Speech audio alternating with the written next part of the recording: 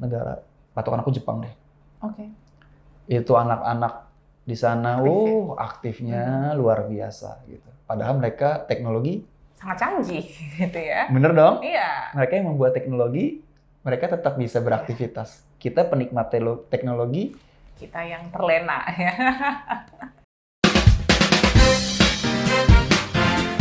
Bincang bersama. Hai semua listeners, ketemu lagi dalam podcast Bincang Bersama. Saya Audrey Joanna menemani kamu semua pastinya dalam perbincangan yang seru yang tayang setiap Sabtu ya. Dan juga kali ini tuh spesial banget karena beberapa kali kita mengundang pebisnis, terus juga entrepreneur. Kali ini sosok yang juga mungkin spesial dan harus didengar banyak orang gitu ya.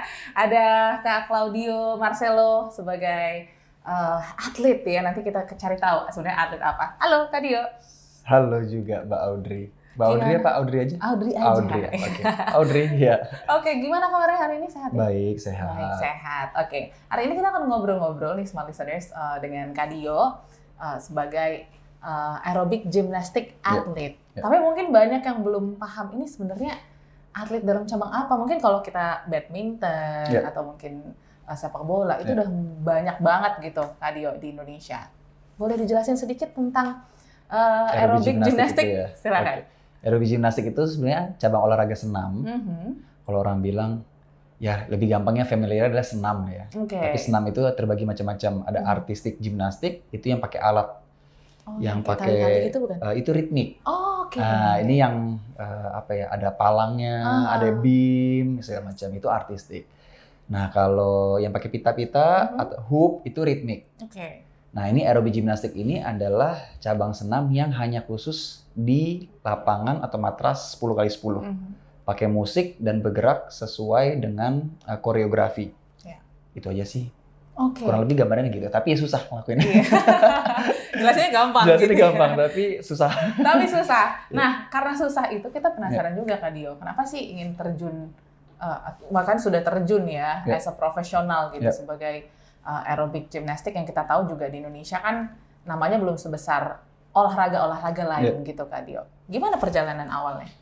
Sebenarnya dulu pertama kali itu karena diajak orang tua untuk nonton pertandingan itu. Kalau nggak salah di Senayan sih, ada kejuaraan pertama kali di Senayan. Aku nonton, kebetulan ditemenin sama mama. Pulang-pulang katanya dulu waktu masih kecil itu langsung bisa nunjukin split di depan papa, karena papa nanya, habis nonton apa gitu, gimana gitu, dari mana gitu. Langsung nunjukin. Nah dari situ mungkin orang tua ngeliat, lah ini anak tiba-tiba bisa jungkir balikan gitu, ibadah split-splitan. Dan langsung akhirnya diarahkan untuk latihan gitu. Berarti awal mulanya karena nonton, terus tiba-tiba bisa split. Tiba-tiba bisa split, akhirnya disalurkan lah gitu. Tapi mungkin dari proses itu kan Kak Dio baru mengenal saja gitu, belum kayak this is my life. Itu gimana prosesnya sampai menemukan, oh ternyata aku benar-benar passionate di bidang ini? Sebenarnya itu bener sih, butuh proses sih. Karena kan pertama kali kalau kita masih kecil kan kayak seneng-seneng aja, terus ngikutin ya udah main-main aja sama teman. Dan dulu aku latihan tuh nggak ada teman. Sendiri? Jadi sendiri, yang lainnya senior-senior. Bukan. Maksudnya kalau lagi latihan, itu nggak ada yang sepantaran nggak ada. Ini langsung sama senior-seniornya gitu. Jadi poinnya adalah ketika pertama kali ikut pertandingan, merasa mungkin kalau bahasanya gila tampil kali ya.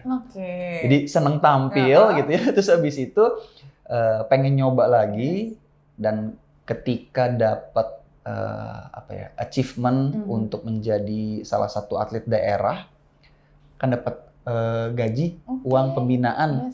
Nah di situ udah mulai mengenal, oh ternyata ada tanggung jawab, ada yang memang harus latihan tuh ada goals-nya. Di situ mulai tahu bahwa oh ya ternyata ini bukan hanya main-main doang yang bisa dilepas tanggung jawab, tapi lebih kepada profesi yang mungkin long term bisa panjang gitu. Dari situ bahwa oh kenapa nggak diseriusin? Toh senang juga gitu ibaratnya, dan happy aja setiap latihan meskipun capek. Gitu. Tapi itu turn back point-nya ketika usia berapa tuh tadi?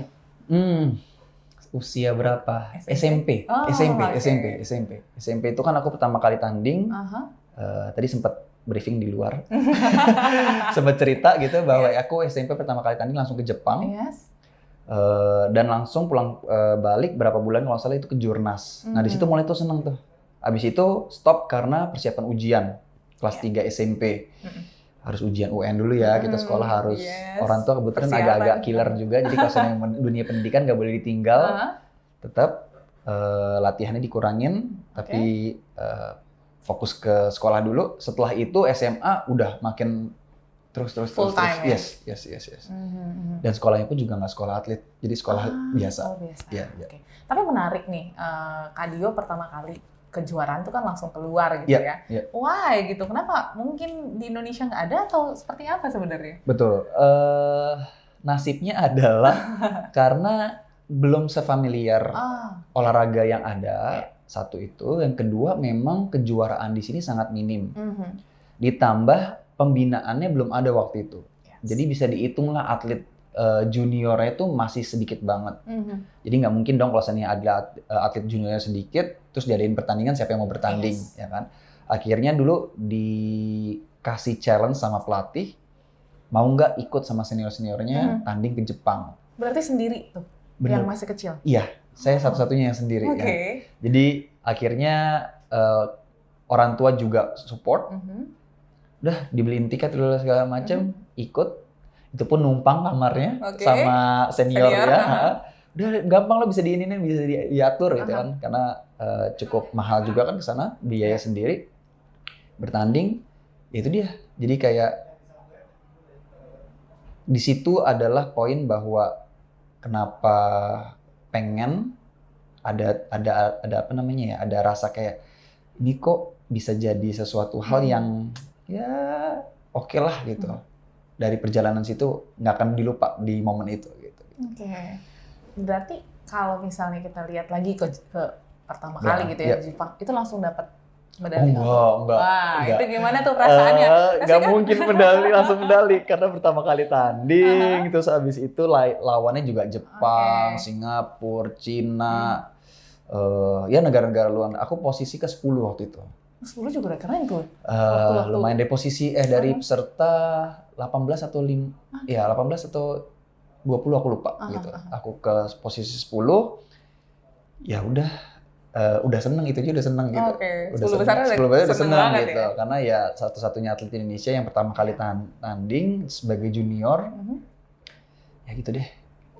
Tapi ingat nggak pertama kali medali yang Kak Dio rasa spesial dan mungkin persiapannya berdarah-darah itu kapan dan gimana prosesnya? Kalau spesial sama yang berdarah-darah kayaknya beda ya. Karena udah banyak kan ikut beberapa kejuaraannya. Cuma kalau seandainya yang paling diingat itu mana ya? Hampir semua kejuaraan ada momen spesialnya. Karena baik dari cederanya, baik dari udah mau berangkat nggak jadi berangkat. Anyway pernah berangkat ke persiapan lagi mau ke Amerika, ada pertandingan ke Amerika, nggak jadi berangkat cuma gara-gara visa nggak keluar. Itu ya itu bener-bener kayak ya udah mau gimana lagi. Terus pernah mau persiapan ke Jepang 1 bulan sebelumnya tangan aku patah. Cuma gara-gara main bercanda. Bukan karena latihan. Bukan karena latihan. Jadi nah itu tadi cerita-cerita kayak gitu kayak ada setiap kejuaraan tuh ada ceritanya masing-masing gitu. Tapi kalau yang paling diingat aku bisa bilang apa ya? Ya untuk nasional kali ya, PON ya. PON pertama kali itu 2008. Main sama senior, dikasih kepercayaan untuk bertanding bersama senior-senior. Dapat 2 medali emas langsung. Terus abis itu ya di setiap PON mungkin ada gitu. Tapi kalau yang kejuaraan tertingginya kan karena aerobik gimnastik ini belum ada olimpiknya. Jadi belum tembus ke Olimpik, ke World Championship. Nah World Championship-nya itu 2016. Aku yang paling cukup berkesan. 2012 pernah deh di Bulgaria. 2016 juga di Korea. Jadi 2 kali World Championship itu peringkatnya juga nggak terlalu tinggi sih. Maksudnya ibaratnya masih posisi ke 15 besar, 18 besar itu. Tapi itu dari 50 peserta. Jadi kayak keren lah ya. Itu buat di sendiri aku kayak wah posisi bisa di sini gitu. Nah, ke PON tadi nih menarik nih. Langsung 2 emas gitu. Itu perasaannya gimana? Karena banyak apa ya? Kalau kita lihat gitu dari atlet sendiri yang ketika udah sampai gitu ya di titik medali emas, udah merasa tinggi gitu. Untuk stay low key gitu, gimana nih untuk bisa mencapai achievement lain? Ya. Cukup sulit pertanyaannya. Sulit ya? Karena UN kan ini. Enggak. Karena buat aku ketika bertanding, ketika dapat medali gitu ya udah sampai di situ aja. Oke. Jadi enggak. Jadi nggak euforia yang gimana gitu. Meskipun itu aku masih kecil lah maksudnya ibaratnya, dan nggak ada yang notice bahwa maksudnya nggak ada yang ngasih tahu aku untuk kayak tetap latihan enggak. Tapi kayak buat aku ya udah dapat medali, seandainya dapat medali emas di kejuaraan itu ataupun dapat posisi berapa, ya selesai di situ. Ya kalau seandainya mau next lagi journey yang lain, ya kita harus kasih usaha terus ibaratnya kayak gitu. Jadi gimana caranya tetap stay low itu ya tadi mungkin itu kali ya, supaya kita mau improve. Kalau kita udah merasa tinggi, udah puas jadi juara nasional gitu ibaratnya, kayak kejuaraan masih banyak banget tingkatnya lebih tinggi lagi gitu. Dan setiap kejuaraan tuh beda-beda. Jadi kalau seandainya udah bangga di kejuaraan ini bisa, belum tentu di momen ini kita bisa di peak di situ. Jadi kan itu setiap kejuaraan kan ada peaknya masing-masing gitu. Jadi nggak bisa disamaratakan dan nggak bisa, saya pernah juara dengan bangganya gitu. Ya udah itu aja sampai situ aja. Itu buat aku ya, kalau itu buat aku gitu. Jadi kemenangan yang hari ini tuh nggak akan berpengaruh ke kemenangan berikutnya. Gitu ya udah sampai situ aja gitu. Mungkin jadinya pengalaman, buat pengalaman. Saya pernah bertanding, dapat ini dan bisa di flashback bahwa waktu itu momennya seperti itu, persiapannya gimana jadi bisa diingat untuk lebih baik lagi ke depannya gitu. Yang kejuaraan ke depannya ya paling itu aja. Kalau buat euforianya kayak kalau buat aku kayak udah cukup lah gitu. Jangan terlalu takutnya malah terlalu jadi nggak bisa achieve yang lainnya. Nah, tapi kita balik lagi nih. Tadi kan ketika Kak Dio gitu ya ke Jepang jadi junior sendiri gitu. Ini kok kenapa nih? Ada something gitu ya mungkin di Indonesia, apa mungkin karena awareness masyarakat Indonesia belum terlalu besar gitu ya akan aerobik gimnastik ini, sehingga mungkin pelapis-pelapis bawah nih kurang ada gitu. Betul. Ini gimana pandangan Kak Dio? Betul. Itu dulu itu memang nggak ada. Hampir dibilang nggak ada lah. Dan kalaupun ada ya mungkin baru belajar split. Tahapannya sampai situ, basic banget gitu. Tapi kalau sekarang bersyukurnya pembinaan untuk usia muda udah mulai merata. Karena ngelihat dari pon ke pon tuh aku ngelihat bahwa ada muncul atlet baru nih. Di Kejurnas juga muncul lagi. Ini dari daerah ini, dari daerah ini. Sampai terakhir itu kita ngadain penataran, pelatihan. Kebetulan aku juga dipercaya sama PB, pengurus besar senam, untuk kemarin bantuin penataran. Kita bilang itu code of point, jadi peraturan baru dari FIG-nya. Itu yang junior-junior juga cukup banyak. Jadi daerah pun cukup merata. Nah, kalau dulu itu susah pembinaannya. Kalau sekarang sudah berjalan, tapi keluarnya susah. Untuk menjadi juaranya susah. Karena pertandingannya memang masih belum ada. Jadi pemerintah ataupun dari pihak daerah tuh susah untuk bikin supaya mereka tuh atlet-atlet yang latihan doang, kalau nggak bertanding kan percuma. Terus gimana mau mendapatkan mereka dapetin medali ataupun saya tahu posisi saya di sini gitu. Kalau nggak ada kejuaraannya. Kalau mau buat keluar negeri juga kayaknya sekarang mahal ya. Harus tiket ada. Mahal. Harus ada sponsor yang besar ya. Sponsor juga ya kan. Nah itu dia, mungkin malah jadi PR-nya berkelanjutan gitu. Kalau sekarang kalau ngelihat tadi bahwa pembinaannya sudah jalan, kalau dulu agak susah pembinaannya, sekarang sudah jalan, tapi ya itu harus ada keaktifan dari beberapa pemerintah ataupun dari stakeholder yang memang adalah di daerah-daerah untuk aktif, ayo bergerak bikin kejuaraan. Gitu. Ini yang mungkin jadi apa juga ya, PR. tujuan juga kita bikin podcast ini supaya banyak masyarakat Indonesia yang lebih aware gitu. Ternyata ada nih satu bidang olahraga yang sangat menarik, bahkan di internasional tuh sudah besar gitu namanya. Wah, besar banget, benar. Tapi di Indonesia sayang sekali gitu. Mungkin potensinya cukup besar, tapi memang belum diwadahi dengan baik. Betul. Tapi kalau Kak Dio sendiri mewadahi itu nggak untuk mungkin adik-adik kita gitu ya, calon-calon pelapis mungkin, pelapisnya Kak Dio gitu, untuk dipersiapkan untuk kedepannya. Yes. Aku 2016 punya mimpi, tiba-tiba pengen meneruskan apa yang aku punya. Ilmu yang aku punya, karena dulu punya satu klub gitu ya ibaratnya, seneng aja tuh ngajarin yang kecil-kecil ataupun junior-junior aku. di 2016 punya mimpi itu, selesai PON 2016, 2017 aku nggak ada kegiatan sama sekali, aku mulai bangun itu sendiri di Cibubur. Kebetulan aku tinggalnya di daerah Cibubur. Aku buka klub sendiri, dan itu menjadi satu mimpi aku untuk diwujudkan. Gitu. Jadi ya ilmu yang ada, aku mulai arahkan dari adik-adik yang cuma 1 datang, 2 datang, lama-lama kayak orang tua juga mulai tanya, oh ternyata ini latihannya latihan gimnastik gitu. Apa sih gimnastik itu seperti apa? Aku mulai kasih tahu basicnya. Dan bukan untuk menjadi atlet. Key-nya bukan menjadi motorik. Aku awalnya nggak mau jadi atlet. Lebih pertama adalah supaya adik-adiknya bergerak dulu. Nggak kebanyakan gadget di rumah. Ya kan? Terus dari segi motoriknya mereka bagus, fisik mereka bagus. Udah ketika mereka seneng, mereka udah mulai ada kelihatan datang tuh nggak disuruh-suruh orang tuanya. Ya kita kan kita videoin sama mamanya kan gitu kita tahu ya beberapa orang kalau seandainya anaknya yang nggak suka, orang tuanya yang gregetan.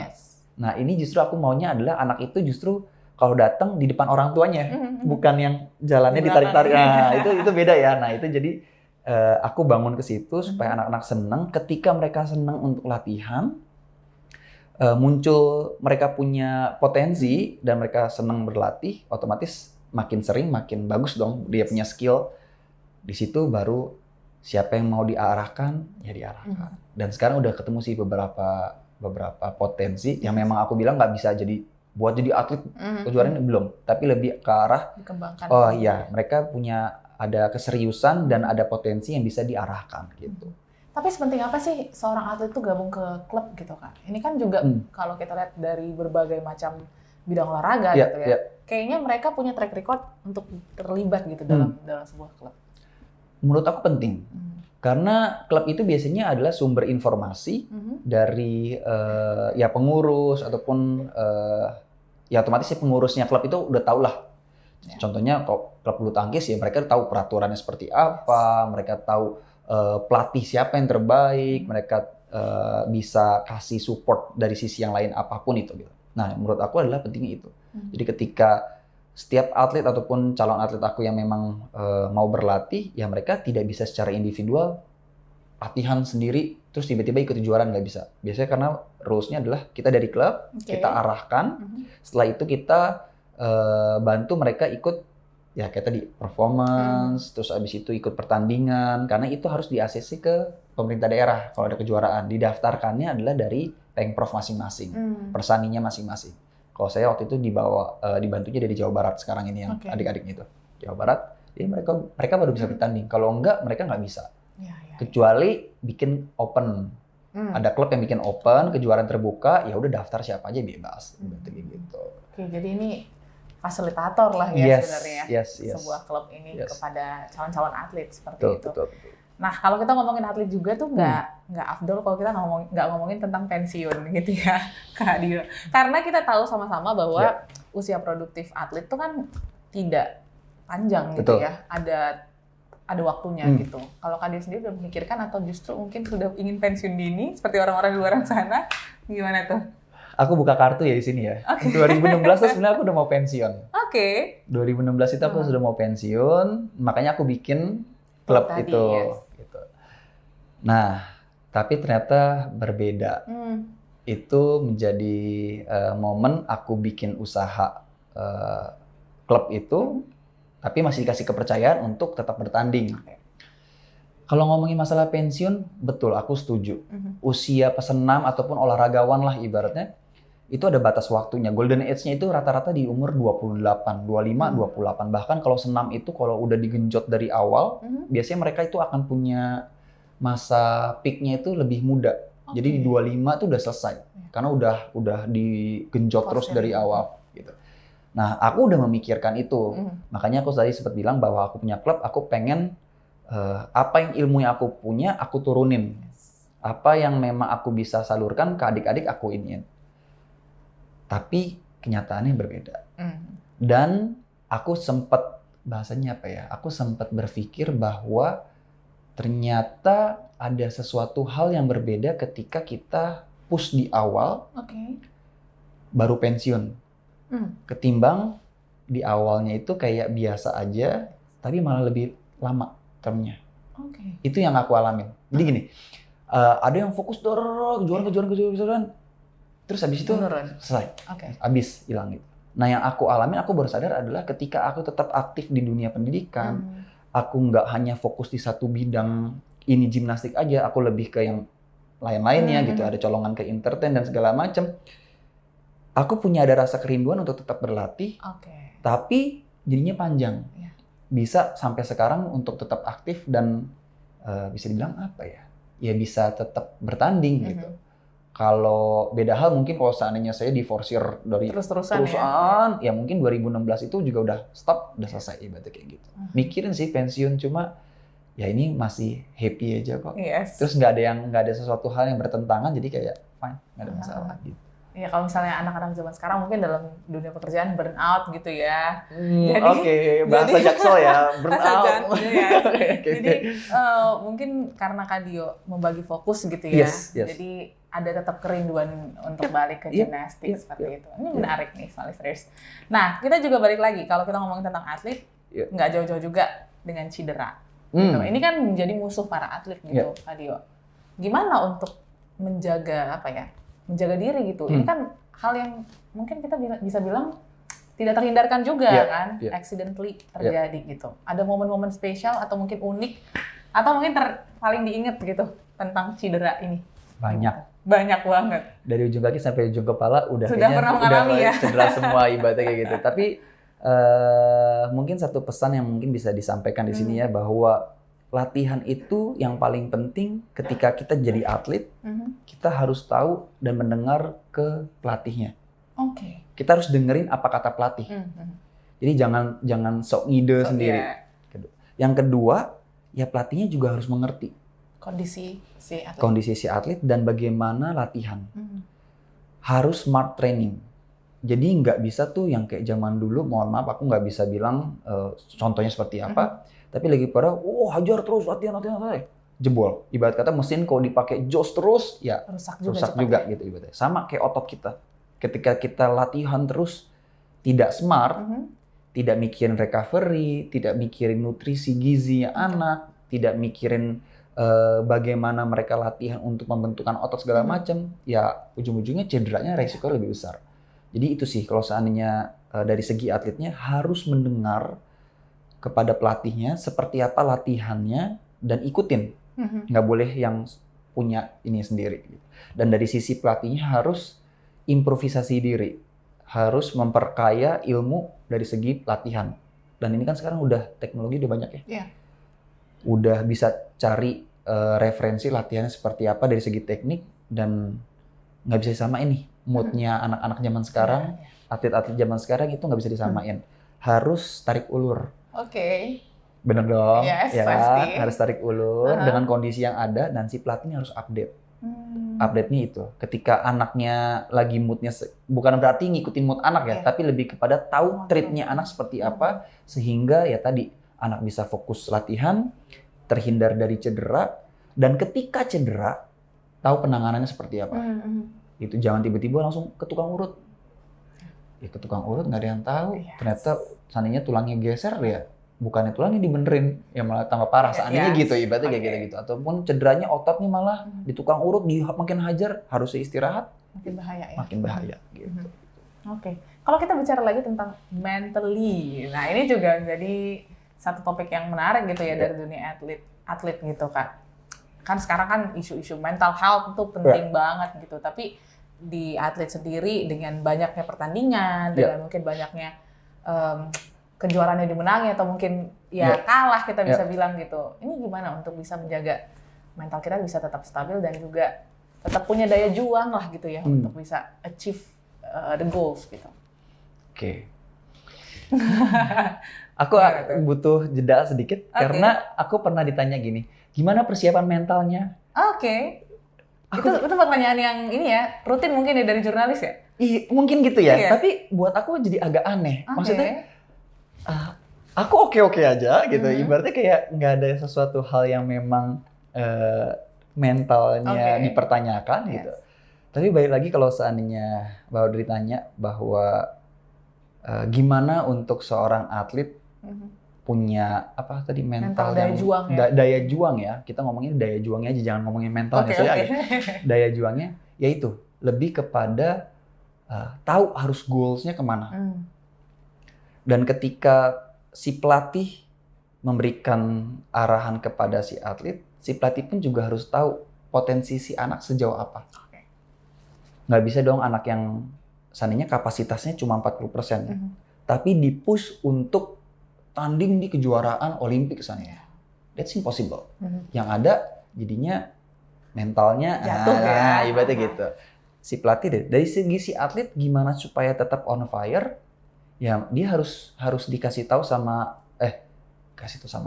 harus dikasih tahu oleh pelatihnya bahwa ya kamu harus latihan begini segala macam. Di treatnya juga mungkin berbeda-beda. Dan si atlet pun juga harus aku bisa bilang ya, ada kecintaan sih. Kalau seandainya dia cuma ya tadi disuruh orang tuanya ngikut-ngikutin temen doang, ya ketika temennya berhenti ya berhenti. Ketika temennya aduh lagi capek, aduh ujian sekolah apa segala macam, dia nggak bisa tuh tiba-tiba fokus latihan datang. Even dia datang latihan ya, bisa-bisa dia mikirnya enakan si IA nih lagi curi-curi latihan alasannya. Nah, itu daya juang itu yang muncul di setiap para atlet ketika dia benar-benar cinta dan dia tahu di tempat latihan dia harus berbuat apa kayak gitu. Oke, ini hal yang mungkin cukup krusial gitu ya, dan memang mental yang harus dimiliki seorang atlet seperti itu. Tadi kan dia juga nyebutin goals dengan sekarang gitu ya, mungkin as a profesional, apalagi mungkin goals ataupun target Kadio ke depannya di dunia aerobik gimnastik untuk Indonesia pastinya. Karena kan ini PR yang besar juga ya sebagai seorang atlet aerobik gimnastik yang juga kita tahu di Indonesia masih belum banyak yang aware gitu, Kadio. Ada goals tertentu atau mungkin spesial? Goals, kalau seandainya untuk karir, I think enough. Enough, oke. For me, ikut pertandingan ya just for fun. Mau tahu ke diri sendiri bisa udah maksudnya ya sejauh mana tetap bisa bertanding itu seperti apa gitu ya. Terus nggak mau yang mau muluk-muluk mau kejuaraan ini lagi, ikutin kejuaraan ini. Ketika ada akses ke sana, dikasih kepercayaan, didukung, dan akunya mampu, pasti aku akan berangkat. Gitu. Tapi ketika over gitu ya, nggak bisa ke sana tapi memaksain, itu kayaknya udah nggak mungkin lah gitu. Tapi goals yang sekarang ini yang aku lagi capai ya adalah itu. Satu, dari segi klub, aku punya adik-adik bisa aku fasilitasi dengan baik. Mereka punya perjalanan yang nggak harus sama kayak aku, tapi setidaknya mereka punya pengalaman bagaimana mereka berani tampil di depan umum, bagaimana mereka bisa konsentrasi, mereka bisa sehat, mereka punya postur yang bagus. Udah itu aja. Tapi kalau lebih besar, lebih jauhnya lagi adalah ya goalsnya lihat generasi sekarang ya. Generasi sekarang terlalu gadget. Terlalu dikit-dikit mager. Iya, mager, generasi mager. Generasi mager. Mau olahraga tuh semuanya pasti pada mikirnya 2-3 kali. Terus kalau kita lihat bahwa kondisi badan gitu ya, generasi sekarang ya cukup prihatin gitu. Ada yang over, ada yang malah kurang. Kurang banget gitu. Jadi itu yang memang mudah-mudahan yang nonton ataupun memang orang-orang yang memang mendengar dari podcast ataupun acara ini gitu ya, tahu bahwa oh iya, teman saya harus dicolek nih untuk aware lagi lebih. Diajak ya. Yes. Olahraga bareng gitu. Olahraga bareng. Ataupun mungkin dirinya sendiri untuk kayak, oh iya kayak gue harus olahraga nih. Udah nggak boleh yang kerasa kan badan kalau nggak olahraga lama ya. Bener. Udah mulai peduli lah untuk lebih cinta sama dirinya sendiri dengan olahraga.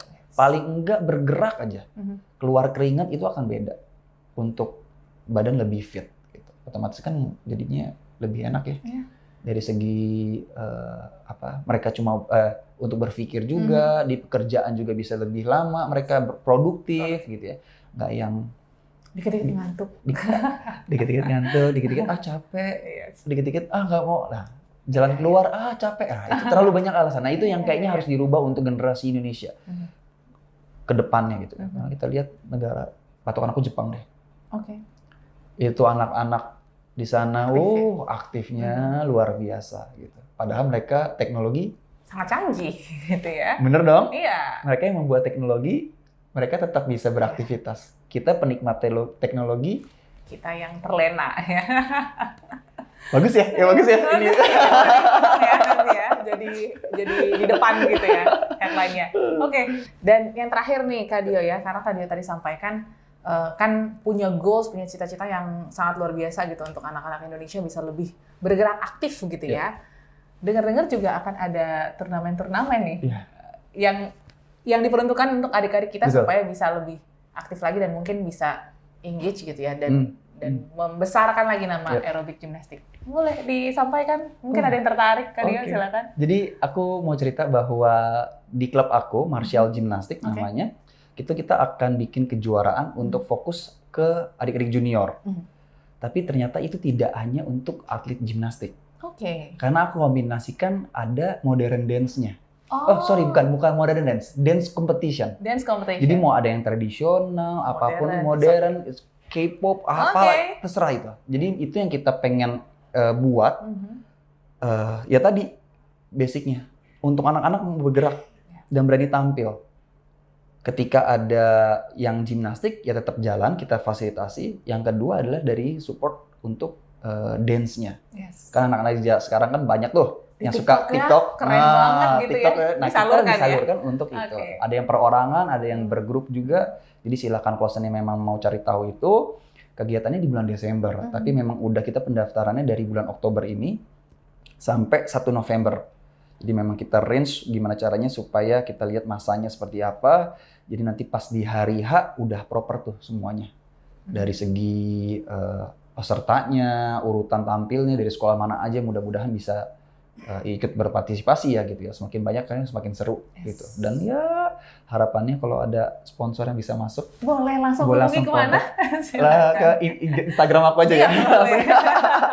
Tapi kalau untuk tahu informasi perlombaan di Martial Gymnastic, di Instagramnya aja, martial.gymclub. Gymnya ya gimnastik ya, gym nanti club. Boleh ditulis di sini mungkin ya. Iya boleh. Makasih loh. Yes. Bantuin promo. Iya. Pasti kita juga mendukung gitu ya, karena kita tahu banyak apa ya anak-anak Indonesia yang juga potensial. Iya. Kita lihat di situ, betul. Kita lihat di TikTok deh keren-keren banget di dance gitu, dan pastinya ini butuh suara yang lebih besar lagi untuk bisa besar khususnya di Indonesia. Amin. So, sukses selalu untuk Kak Dio. Kita doakan semoga turnamennya bisa berjalan dengan lancar. Amin, thank Next you. turnamen juga bisa sukses. Thank you. Dan pastinya untuk segala pekerjaannya, apapun itu yang dikerjakan, entertainment juga. Kalau misalnya sering lihat di TV gitu ya, iklan-iklan, mungkin udah familiar lah sama Kak Dio. Pokoknya sukses selalu Kak Dio, sehat selalu. Dan kita akan jumpa lagi semua listeners dalam topik-topik yang menarik dalam podcast Bincang Bersama yang tayang setiap Sabtu. Sampai jumpa dan sehat selalu untuk Anda. Bye! Bincang Bersama.